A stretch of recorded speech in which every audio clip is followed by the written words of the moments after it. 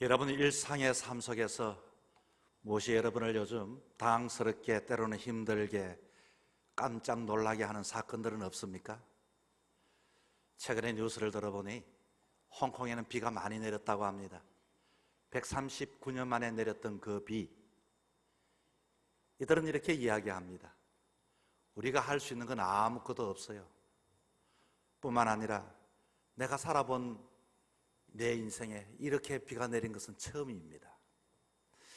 뿐만 아니라 어제입니까 그저께입니까 모라코에서 지진이 났다고 하네요. 6.8의 지진이 났는데 지금 공식에 의하면 2,000명이 죽었다고 합니다. 어떻게 지구가 어떻게 되어질까? 우리가 사는 세상이 어디로 흘러가고 있을까? 뿐만 아니라 그 안에 있는 사람들은 어떻게 되어질까? 여러분 이제 국내로 한번 돌아볼까요? 정말로 이 국내에서는 어느 지역에 내가 몇 명을 해치겠다, 서로 일명씩도 없는 사람들에게 생명을 해하는 사람들의 소식을 듣습니다. 뿐만 아니라 초등학생들, 어린 아이들부터도 신호등에서 검은 옷을 입고 신호등놀이라고 해서 그냥 거기에 누워서 이렇게 지나가는 차들을 깜짝깜짝 놀라게 합니다. 우리는 촉법 소년이기 때문에 아무 죄가 없어요. 너무나도 태연하게 말하는 아이들의 모습들, 분노 조절의 장애를 가진 초등학생이 책상에 있던 교사의 책과 물건을 집어 던지고, 그리고 자기 마음대로 뜻대로 되지 않는다고 큰 덩치로 교사를 번쩍 들어 던지면서 발길질을 했다는 뉴스를 듣습니다. 그런데 정신을 잃어버려서 119에 실려가는 그 모습을 보면서 학교 교육은 어떻게 되어지나 하는 염려를 하게 되어집니다. 고등학교 2학년이 제비 뽑기로 자리를 배치를 하게 되어졌는데 앉고 싶은 자리에 좌석에 앉지를 못하고 보니 거기에 불만을 품어서 항의를 하고 격분에 온영한 교사에게 주먹질을 날렸다고 하네요. 우리 아이들을 누가 이렇게 만들었을까요? 이런 뉴스를 우리는 참 슬프게 하고 있습니다. 세상의 지구는 어떻게 이와 같이 세워지고 그 안에 있는 사람들은 지금 잘 살아가고 있을까요? 그러나 또 이런 학생도 있습니다. 고등학교 3학년 박진웅이라고 하는 학생은 아버지가 50대 강경화로 인하여 말기 판정을 받았는데 이 아이는 고3임에도 불구하고 입시 준비도 바쁨에도 불구하고 아버지를 잃을 수 없다는 생각에 간을 이식하기로 나섰다는 겁니다.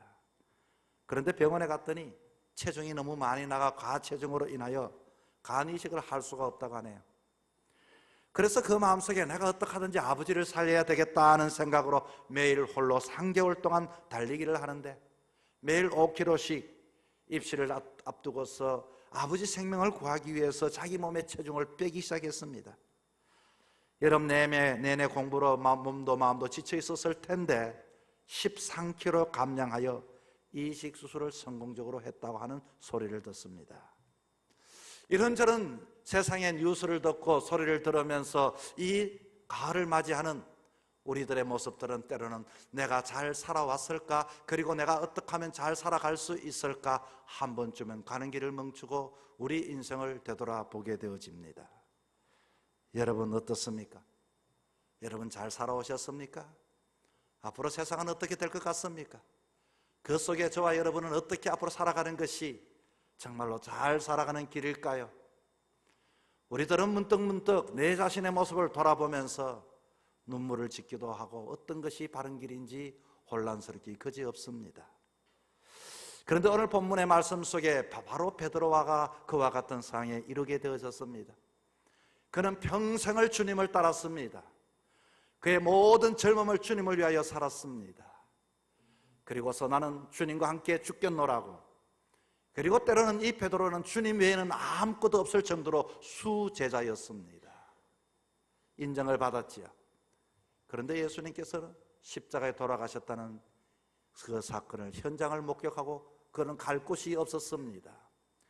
그리고 그는 과거에 가졌던 어부의 직업 그대로 또 바닷가로 나아가 그물을 밤새도록 던졌습니다. 수고와 피곤이 밀려옵니다. 새벽을 맞이했습니다. 그는 지난날 예수를 만나서 그렇게 잘 살 줄 알았는데 지금 그의 인생은 그 수고로움이 가득하여 때로는 앞으로의 그 삶이 어떻게 살아가는 것이 과연 잘 사는 삶이 되어질까요? 주님은 베드로에게 찾아오셨습니다. 주님은 우리에게도 찾아오십니다. 오늘 본문에 베드로에게 찾아오셔서 다시 한 번 더 그렇게 지쳐있는 베드로를 위로하시면서 무슨 말씀을 했을까요? 오늘 본문의 말씀을 통하여 우리가 길을 가는 남은 여정의 삶을 살아가면서 우리가 어떤 것이 생명의 길이요 믿음의 바른 삶을 살아갈 것인지 교훈을 얻도록 하겠습니다. 첫째는 주님은 베드로에게 찾아와 지쳐있는 베드로에게 찾아와서 이렇게 묻습니다. 너가 나를 사랑하느냐? 여러분, 주님을 사랑하는가? 오늘 이 시대를 둘러보십시오. 사람들이 사랑한다고 얼마나 많은 말을 하면서도 사랑 때문에도 또 미워하고 다투는 이 시대에 진정한 사랑을 하기는 쉽지 않은 듯합니다. 그런데 주님은 베드로에게 찾아와서 너는 나를 사랑하느냐고 이렇게 묻고 있습니다. 이 질문을 가만히 한번 생각을 해보면은 과거의 베드로는 누구보다도 주님을 사랑했습니다. 그런데 오늘 읽었던 본문을 가만히 또 보니까 첫 번째 물었던 예수님의 질문이 너는 나를 더 사랑하느냐? 더라고 하는 말이 담겨져 있습니다. 아마 그렇게 물었을 때는 베드로는 많은 제자들 중에 수석 베드로였고 이와 같이 선임 베드로였고 먼저 되어진 이와 같이 제자였기 때문에 예수님께서는 그렇게 물었을 줄 모릅니다. 심지어 예수님께서 겟세마네 동산에 기도하실 때에 군병들이 잡아러 왔을 때도 다른 제자들은 보이지 않았지만 그는 이와 같이 주님을 잡아러 왔던 그들을 향하여 칼을 빼어들고 말고의 길을 자를 만큼이나 용기 있고 주님 없이는 살 수 없는 자가 베드로였습니다. 그런데 지금 베드로는 이와 같이 지난날에 가졌던 바다에 끊임없는 그물을 던지는 사람이 되었습니다. 여러분, 우리들의 모습은 아닙니까? 우리들은 지난날 어떤 삶을 살았습니까? 주님이 없으면 못 살 것 같고 주님만 생각해도 눈물이 났고 내가 주님 정말로 내 생의 삶을 다하여 주님을 사랑한다고 고백했는데 지금은 베드로의 처지가 되어져 있지는 않습니까? 오늘 본문의 말씀에 첫 번째 예수님의 너는 나를 사랑하느냐고 더 사랑하냐고 묻는 그 사랑에는 아가페의 사랑이라고 많은 설교가들은 이야기를 합니다. 다시 말하면 베드로는 어쩌면 이 아가페의 사랑을 지난날에는 했습니다. 주님 없으면 못 삽니다. 내가 주님이요 이와 같이 주님이 상하는 것은 내가 상하는 것입니다. 여러분, 우리는 이 지난날 자라올 때 그런 이야기를 합니다. 나는 장가 가지 않을 거라고, 나는 엄마하고 살 거라고. 그런데 어느 날 그 사랑이 내 삶이 생존이 엄마와 함께 했고 아빠와 함께 했는데 어느 날 이와 같이 점점점 그 사랑이 아가페의 사랑이 아니라 이와 같이 점점점 옅어져가는 사랑. 그때는 내가 주님을 향하여 그렇게 주님 없이는 못 산다고 했는데 지금은 이 주님이 성가시고 있지는 않습니까? 지난날 베드로처럼 우리는 주님을 사랑했습니다. 세례나 임직을 받을 때는 감격의 눈물을 뚝뚝 흘렸습니다. 주님, 내가 어떤 일이 있어도 내 생에 나를 선택하신 그 은혜 나는 절대로 잊을 수 없다고. 나 같은 사람 주님 사랑받았으니 내가 최선을 다하겠다고, 아니 내 생명 다하여 주님 위하여 나서겠다고. 그런데 여러분, 이제는 어떻습니까? 어느 또 피하고 숨고 부담으로 다가오지는 않습니까? 이중표 목사님의 예화 중에 이런 예화가 있습니다. 계목사라고 하는 예화인데 이중표 목사님이 시골에서 목회할 때 사모님이 친정에서 강아지 한 마리를 가져왔다고 합니다. 그 강아지는 작지만 아주 영리한 강아지였는데 아마 결혼 후에 아이가 없던 목사님 부부의 허전함을 달래주는 귀염둥이 강아지였습니다. 이름도 해피라고 정했습니다. 목욕을 시켜주고 방에 데리고 함께 자고 기도할 때도 때로는 어른 눈에 이와 같이 그 강아지가 귀엽게 눈에 왔다 갔다 했습니다. 목사님이 강아지를 얼마나 사랑했던지 교인들도 찾아와 그 강아지를 업어주기도 하고 그 강아지에게 소고기를 구워 먹여주기도 하고 그렇게 그 강아지는 호강을 받았습니다. 어느 날 해피가 시름시름 앓기 시작을 하게 되어졌는데 눈은 충혈이 되어졌고 눈에는 눈곱이 끼이고 그래서 병원에 데리고 갔더니 주사를 맞히고 와도 영 안수를 해도 낫지 않는 겁니다. 며칠을 울다시피 하여 지냈는데 어느 날 성전에서 기도하는 가운데 음성이 들려왔습니다. 종아, 너가 나를 사랑하느냐? 예, 주님, 사랑합니다. 그런데 너 양들이 아플 때 너는 쇠고기를 사다가 먹인 일이 있느냐? 뜻밖의 질문이었죠. 주님은 또 물었습니다. 내 양이 병들었을 때 간절히 울며 너는 기도한 적이 있느냐? 목사님은 대답을 하지를 못했습니다. 너는 개 목자다. 너는 내 목자가 아니라 개의 목자다. 목사님이 주님보다 개를 사랑한 것처럼 저도 제 자신의 모습을 생각해 보면 교회를 사랑한다고 아침부터 이와 같이 밤이 늦도록 뛰어다니긴 다녔지만 때로는 예수님을 잊어버리고 살아갈 때가 참 많이 있었습니다. 여러분이 이와 같이 직분을 받고 뿐만 아니라 여러분이 주의 일을 한다고 왔다 갔다 하지만 정말로 여러분은 주님을 사랑하고 계십니까?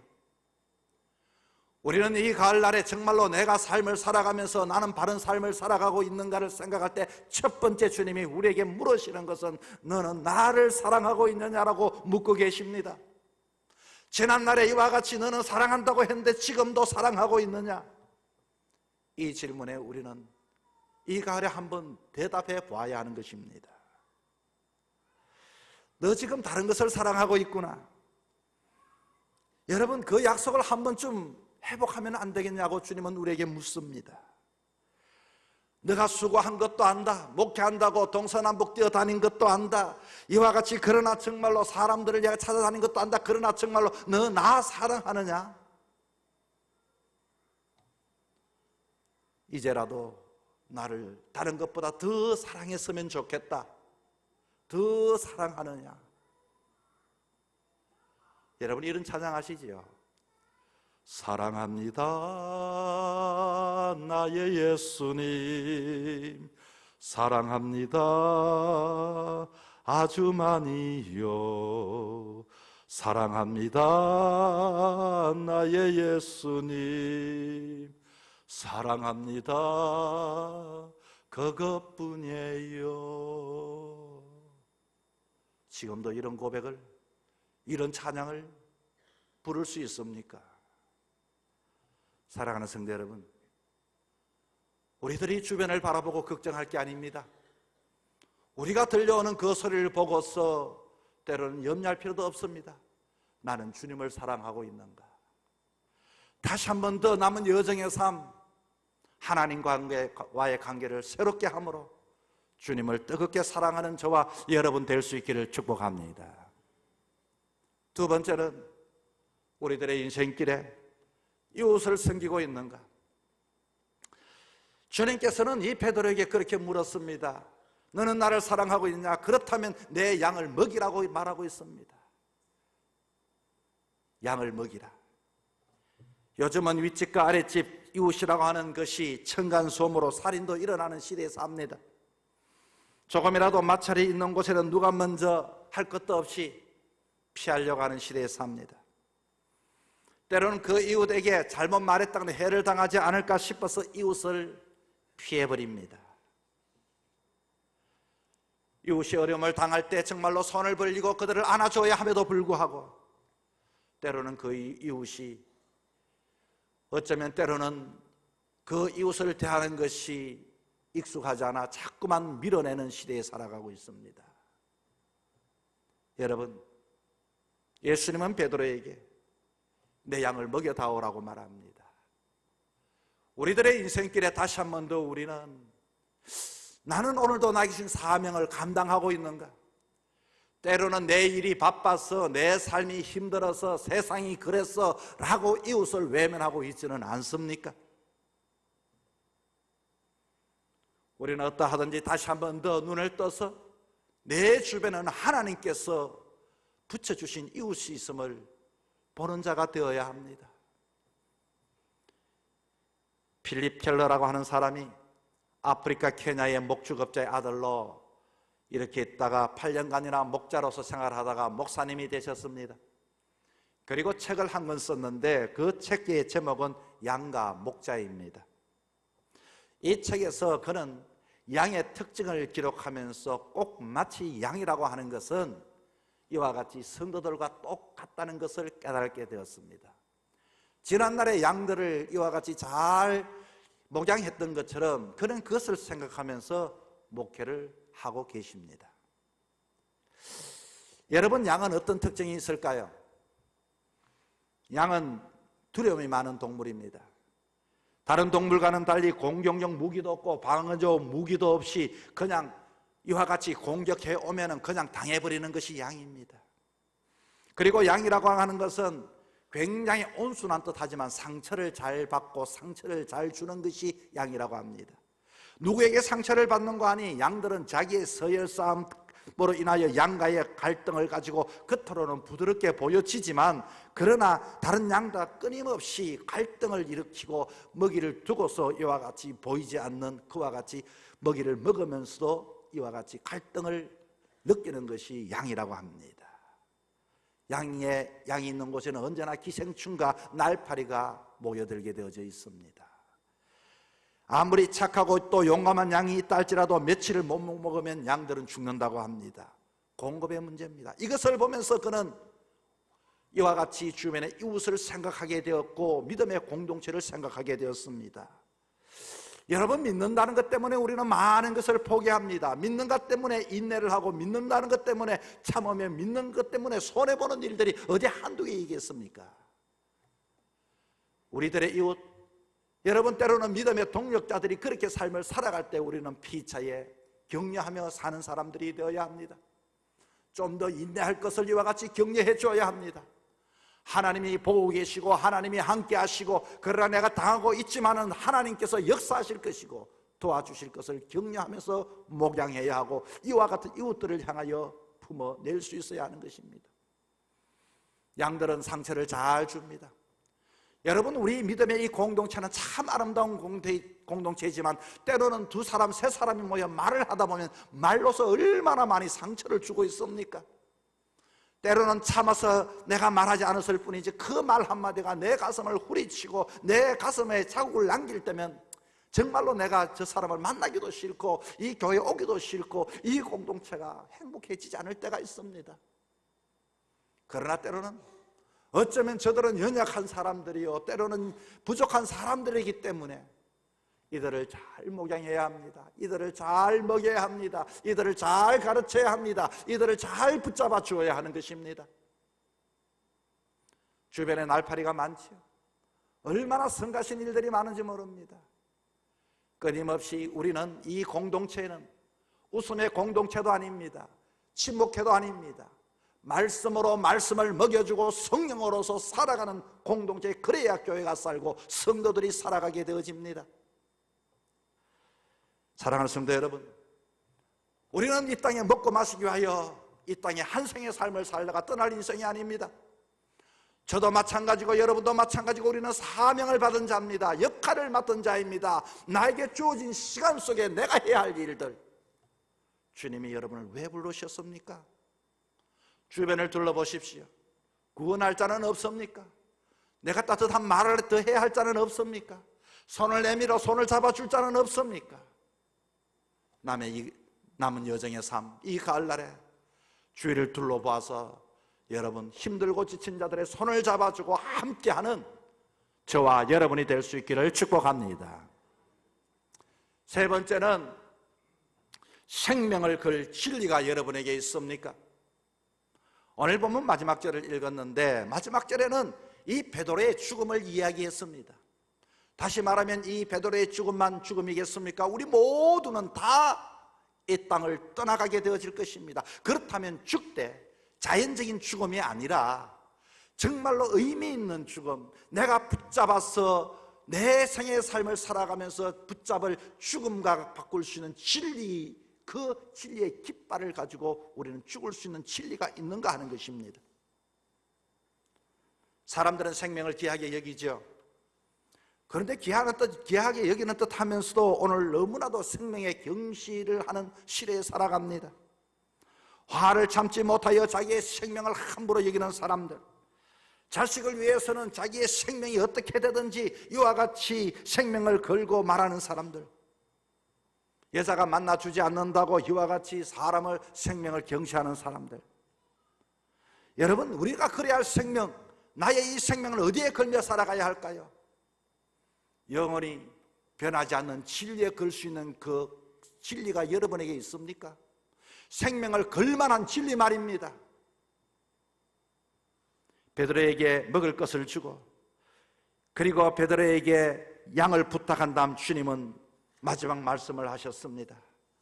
주님은 우리에게도 명분 있는 죽음을 주셨습니다. 주님을 사랑하다가 양을 먹이다가 죽으라는 것입니다. 우리 모두는 다 죽습니다. 목회자로서, 성도로서 우리는 주님을 섬기고 우리 모두는 죽게 되어질 터인데, 안희숙 여사님의 죽으면 죽으리라는 책을 쓰고 부제를 이렇게 남겼습니다. 실격된 순교자의 수기. 본인은 순교자로 살기를 원했지만 순교자가 되지 못했다는 것입니다. 그런데 가만히 봤더니 실격이 되어졌지만, 그러나 하나님께서는, 순교는 특별한 사람에게 주시는 하나님의 축복이지만, 그러나 순교하지 않고 이 땅에 살면서 순교하는 산 소망의 순교자가 자기에게 맡겨주었다는 것입니다. 여러분, 그게 뭘까요? 산 순교자. 살아서 순교하는 방법. 내 감정이 순교하고, 내 성질이 순교하고, 내 탐욕이 죽고, 내 인생을 포기함으로 다른 사람을 살려내는 산 생명의 순교자 말입니다. 이중표 목사님은 순교는 원수의 칼에 죽는 것이 아니라 나의 죽음으로 원수의 칼을 무장해제하는 것이다. 내가 죽는 것은 무엇인가? 내가 순교하는 건 두 가지가 있는데, 내가 나를 죽이고 대신 원수는 살리는 것이다. 내가 나를 죽이는 것이다. 여러분, 무슨 말입니까? 내 성질을 내가 죽이는 것입니다. 내가 이와 같이 기득권을 획득할 수 있지만 내가 포기해서 다른 사람을 살려내고, 내가 손해보더라도 그 사람을 먹여주고, 이와 같은 예수 그리스도 죽음을 걸만한 그 진리의 말씀이 저와 여러분에게 있는가 하는 것입니다. 남이 너를 죽이면 죽는 순교지만 너가 너를 죽이면 사는 순교라고 말을 했습니다. 여러분, 계란을 보십시오. 계란이 억지로 이와 같이 달걀이 깨어지면 후라이가 되지만, 스스로 깨어지면 뺑아리가 나옵니다. 무엇을 얻기 위하여 죽는 것이 아니라 그것이 삶이기 때문에 죽어라. 너 죽음이 내 삶이 되고 너 죽음의 목회가 되게 하라. 누구 보고 죽으라고 하지 말고, 내가 죽으면 그 사람의 영혼이 살아나게 되어져 있습니다. 부모가 죽으면 자녀가 살아납니다. 사랑하는 성도 여러분, 우리가 죽기 위해 죽지 말고 더 잘 살기 위해 더 잘 사는 법을 배우도록 우리는 기도해야 합니다. 주님께서는 베드로에게, 지난날에는 정말로 주님을 사랑했던 베드로, 그러나 이제는 모든 것을 포기하고 또 어부가 되어 밤이 맞도록 그물을 던져 피곤에 지쳐있는 베드로에게, 길을 잃어버린 베드로에게 신앙을 묻게 하셨습니다. 주님은 우리에게 다시금 신앙을 묻게 합니다. 너는 나를 사랑하느냐? 그리고 주님은 우리에게 말씀합니다. 너 양을 먹이라. 그리고 주님은 우리에게 또 요구하고 있습니다. 모두가 죽는다. 그러나 명분 있는 믿는 사람은 이 죽음을 바꿀 만한 그 진리를 붙잡고 죽는 것이 진짜 순교가 아닌가. 사랑하는 성도 여러분, 저와 여러분의 생명의 가치는 얼마만큼 됩니까? 많이 배워서 여러분의 생명이 높습니까? 이와 같이 여러분이 연봉이 높기 때문에 여러분의 생명의 가치가 높은 것입니까? 우리의 생명은 주님을 사랑하고 이 땅에 내 양을 먹이고 사명 감당하고 누구든지 죽지만은 이와 같이 내 생명을 바꿀 만한 진리를 붙잡고 사는 자가 주님 앞에 가치가 있는 것입니다. 남은 여정의 삶을 그렇게 살아갈 수 있는 저와 여러분이 될 수 있기를 주 이름으로 부탁을 드립니다.